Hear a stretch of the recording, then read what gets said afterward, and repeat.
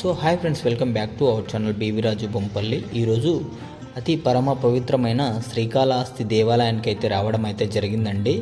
ఈరోజు మనం శ్రీకాళహస్తి దేవాలయానికి మనం తిరుపతి వెళ్ళిన తర్వాత ఎన్ని కిలోమీటర్లు ఉంటుంది, మనము ఎలా వెళ్ళాలి, ట్రైన్కి వెళ్ళాలా, బస్కు వెళ్ళాలా, మనకు ఎంత డిస్టెన్స్ ఉంటుంది, మనకు శ్రీకాళహస్తిలో మనకు రాహుకేతు పూజ, ఇవన్నీ గురించి వీడియోలో అయితే ఎక్స్ప్లెయిన్ అయితే చేస్తానండి. లాస్ట్ వరకు అయితే చూడండి. మనము ట్రైన్కి వెళ్ళాలి అంటే తిరుపతి నుండి మనకు 11 o'clockకి మనకు ట్రైన్ అయితే ఉంటుందండి.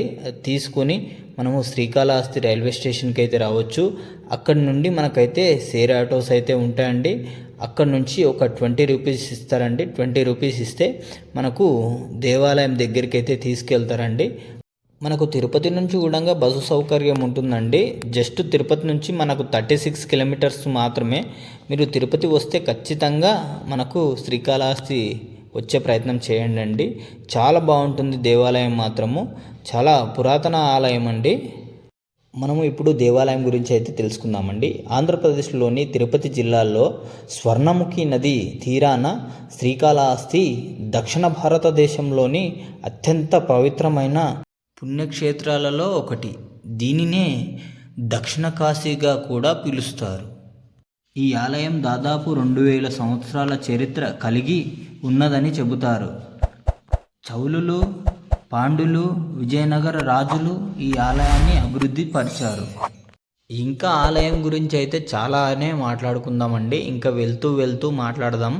ఇక్కడ ఆలయానికి చేరుకున్న తర్వాత మనకు కొంతమంది నైట్ స్టే చేసే వాళ్ళు కూడా ఉంటారండి. చాలామంది స్టే చేసే వాళ్ళకు ఇక్కడ రూమ్స్ కూడా అవైలబుల్లో ఉంటాయండి. దగ్గరను చూసుకొని ఉంటాయండి. ప్రతి రూము మనకు రీజనబుల్ ప్రైస్లోనే ఉంటుందండి. చూసుకోవచ్చు. మనకు గ్రీజర్ వాటర్ ఉంటాయి, నార్మల్ వాటర్ ఉంటాయండి. వాష్రూమ్స్ అన్నీ బాగుంటాయి. ఎవరైనా రూమ్స్ తీసుకోవాలి అనుకున్న వాళ్ళకు అక్కడ ఉంటాయి. మనకు ఉచితంగా కూడా ఉంటాయండి. నది పక్కనే ఉంటాయి. మనకు వాష్రూమ్స్, బాత్రూమ్స్ అన్నీ ఉంటాయండి.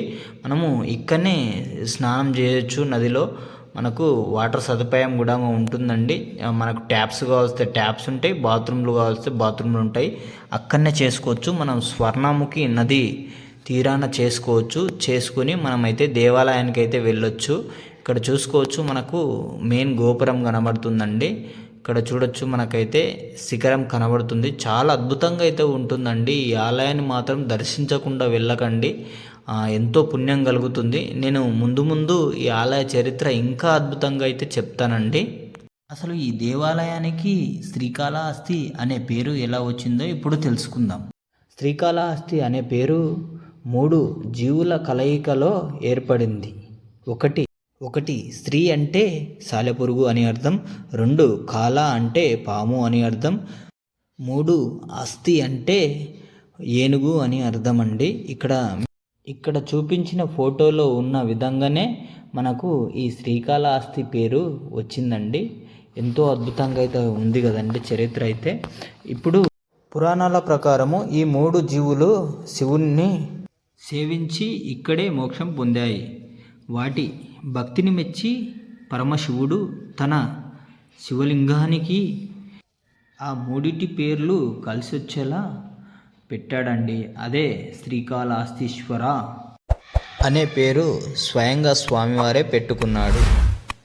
ఇప్పుడే నదిలో స్నానం చేసి ఇప్పుడు దేవాలయానికి అయితే వెళ్తున్నామండి. ఇక్కడ చూసుకోవచ్చు. మనం దేవాలయం దగ్గరికి అయితే రావడం అయితే జరిగింది. గోపురం దగ్గరికి మనకు దేవాలయంలోకి ఎంట్రీ ఉంటుంది. మనకు కన్నప్ప దేవాలయంకి కూడా ఎంట్రెన్స్ ఇక్కడనే ఉంటుందండి. 2000 ఇక్కడనే ఉంటాయి. మనం మెయిన్ ద్వారం దగ్గరికి వెళ్ళాము, దర్శనం చేసుకున్నాము, వచ్చాము. ఇప్పుడు మనము కన్నప్ప దగ్గరికి అయితే వెళ్తున్నామండి. ఇక్కడ చూసుకోవచ్చు. మనకు గోశాల ఉంటుంది దేవాలయానికి ముందుగానే. మనము ఇక్కడ చూసుకోవచ్చు. చాలామంది భక్తులు ఉంటారు. ఇప్పుడు మనం దేవాలయంలో మనము శ్రీకాళహస్తీశ్వర ఆలయంలో మనం దర్శనం చేసుకున్నాము, వచ్చేసినాము. లోపల ఫోన్లు అవైలబుల్లో లేకుంటాయి. ఫోన్లు ఎవరికి అలో లేకుంటుంది అండి. దర్శనం అయితే అయిపోయిందండి. లోపల మీకు దేవాలయంలో స్వామివారు ఎలా ఉన్నారు, అమ్మవారు జ్ఞాన ప్రసురాంబ అమ్మవారు ఎలా ఉన్నారు అనేది మొత్తం మీకు ఇక్కడ ఫోటో అయితే ఇస్తానండి. చూడండి. ఇక్కడ ఫోటోలో కనిపిస్తున్న విధంగానే మనకు దేవాలయంలో స్వామివారు అమ్మవారు అయితే ఉండడం అయితే జరుగుతుందండి. ఇక్కడ చూడొచ్చు మనకు అమ్మవారు స్వామివారు ఎంతో అద్భుతంగా ఉన్నారు కదండి. మనమైతే కన్నప్ప దగ్గరికి అయితే వెళ్ళాలంటారు అనుకుంటే మనకైతే కొండపైన అయితే ఉంటుందండి దేవాలయము, కన్నప్ప దేవాలయము. ఆ దేవాలయం దగ్గరికి వెళ్ళాలంటే మనము గుడి పూర్తిగా బయటికి వచ్చి మనకైతే ఒక గోపురం ఉంటుంది, రాజగోపురం. ఆ గోపురంలోకించి మనమైతే ఇక్కడ గుడి పక్కనే మనకైతే రోడ్ అయితే ఉంటుందండి. రోడ్డు కొద్ది దూరం రోడ్ ఉంటుంది. ఆ రోడ్ తర్వాత మనకైతే స్టెప్స్ ఉంటాయండి. వెళ్తూ మాట్లాడుకుందామండి. ఈ దేవాలయానికి మీరు కనుక ఫస్ట్ టైం వస్తే చాలా మంచి ఎక్స్పీరియన్స్ జరుగుతుందండి. చాలా బాగుంటుంది. చూసుకోవచ్చు మనకైతే చాలా పీస్ఫుల్గా అండ్ ప్రశాంతంగా అయితే ఉంటుంది ఈ దేవాలయం దగ్గర. అక్కడ చూసుకోవచ్చు మనకు అక్కడక్కడ మనకైతే కూర్చోవడానికి కుర్చీలు కూడా ఉంటాయి. చాలామంది భక్తులు అయితే రావడం అయితే జరిగిందండి నేను వెళ్ళినప్పుడు. ఇక్కడ చూడొచ్చు మనం. So hi friends, welcome back to our channel. ఈరోజు నేను శ్రీకాళహస్తికి రావడం అయితే జరిగింది. స్వామివారి దర్శనం అయిపోయింది. శ్రీకాళహస్తీశ్వర స్వామి దర్శనం అయిపోయింది. జ్ఞానప్రసూరమ్మ అమ్మవారి దర్శనం అయితే అయిపోయింది. పైన వెళ్ళేసి కన్నప్ప దర్శనం అయితే చేసుకుందాం. పైనకి అయితే వెళ్తున్నాను. కొండపైనకి వెళ్ళి అక్కడ ఏమేమి టెంపుల్స్ ఉన్నాయి, ఏమేమి ఉన్నాయి అనేది మీకు అనేది మనకు పైనకి వెళ్తారంగా మనకైతే అక్కడక్కడ నాకైతే ఫోటో ఫ్రేమ్స్ కానీ ఫోటో తీసేటోళ్ళు అయితే చాలా ఉంటారండి. చూసుకోవచ్చు, ఎవరికైనా నచ్చితే తీసుకోవచ్చు. మనకు ఇలా ఉంటున్నాయండి. అక్కడక్కడ మొత్తం షాప్స్ ఉంటాయి చిన్నగా. మనకైతే చూడొచ్చు చాలా స్టెప్స్ అయితే ఉంటాయి. నెమ్మదిగా నడవాలి, కొంచెం నిటారుగా ఉంటాయి. ఇక్కడ నుంచి వ్యూ చూడండి, మనకు గుడి మొత్తం వ్యూ చూడండి ఎంత బాగుందో. చాలా అద్భుతంగా అయితే ఉంటుందండి ఈ దేవాలయం మొత్తము. ఇక్కడ చూడొచ్చు మనకైతే చాలా బాగా అనిపిస్తుందండి. ఇంకా పైనకి వెళ్ళి అయితే చూపిస్తాను. ఇక్కడ చూడొచ్చు మనకైతే నాగదేవతలు. ఇక్కడ దర్శనం చేసుకొని మనమైతే ప్రయాణం అయితే సాగిద్దాం. ఇంకా చాలా బాగుంటుందండి. ఇక్కడ నుంచి వ్యూ కూడా బాగుంటుంది. మనకైతే చిన్నవాళ్ళు పెద్దవాళ్ళు చాలా అద్భుతంగా అయితే వస్తారండి. చూడొచ్చు మనకైతే చాలా పీస్ఫుల్గా ఉంటుంది. మనకైతే ఎండ అంటేనేమనిపించేది, ఎండ కానీ ఆయాసం కానీ ఏమనిపించేది, చాలా బాగుంటుంది అసలు. ఇక్కడికైతే వెళ్తే ఖచ్చితంగా అయితే విజిట్ చేయండి. ఇక్కడ నుంచి వ్యూ పాయింట్ చూపిస్తాను చూడండి ఎంత బాగుంటుందో అసలు. మనకైతే నది కూడా కనబడుతుంది. ఇక్కడ చూడొచ్చు మనకైతే స్వర్ణముఖి నది పక్కనే మనకు దేవాలయం అయితే ఉంటుంది. ఇక్కడ చూడొచ్చు ఎంతో అద్భుతంగా అయితే ఉంటుందండి ప్రాంతం మొత్తము. అసలు మనకు చుట్టూరా మొత్తం నదే కనబడుతుంది చూడండి. అసలు అక్కడ నుండి అక్కడ దాకా, ఇక్కడ నుంచి అక్కడ దాకా చుట్టుముట్టు మొత్తం నదే కనబడుతుంది. ఇక్కడ చూడొచ్చు మనం దేవాలయం కూడా చాలా బాగుంటుంది అసలు.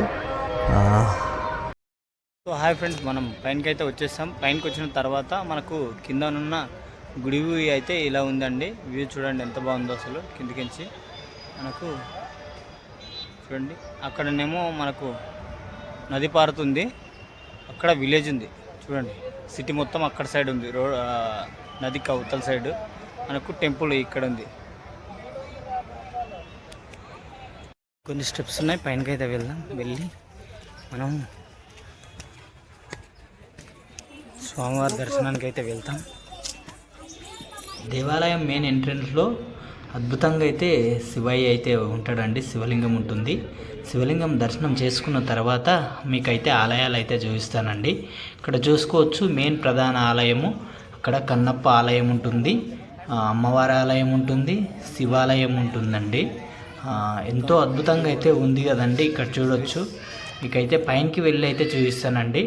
పైన శివపార్వతులయ్యి విగ్రహం ఉంటుందండి, చాలా పెద్దగా ఉంటుంది. అక్కడ నుండి చూస్తే మనకు చాలా అద్భుతంగా అయితే కనబడుతుందండి. సిటీ మొత్తము చాలా అద్భుతంగా అయితే ఉంటుంది. ఈ వీడియో నచ్చితే లైక్ చేయండి, షేర్ చేయండి, తప్పక సబ్స్క్రైబ్ చేసుకోండి. ఇక్కడ చూడొచ్చు అమ్మవారిది స్వామివారిది విగ్రహము. ఇక్కడ నుండి వ్యూ చూపిస్తాను చూడండి, ఎంతో అద్భుతంగా అయితే ఉంటుందండి. ఇక్కడ చూడొచ్చు. నేను కొన్ని క్లిప్స్ అయితే తీసానండి. ఆ క్లిప్స్ అయితే నా దగ్గర మిస్ అయ్యాయండి. వీడియో చాలా రోజులు అయింది నేను తీసుకొని, మొత్తం క్లిప్స్ అయితే మిస్ అయినాయి. చాలా అద్భుతంగా అయితే ఉండే ఆ క్లిప్స్ పెట్టలేకపోయాను. సారీ అండి, ఏమనుకోకండి. ఈ వీడియో అయితే ఇంతేనండి.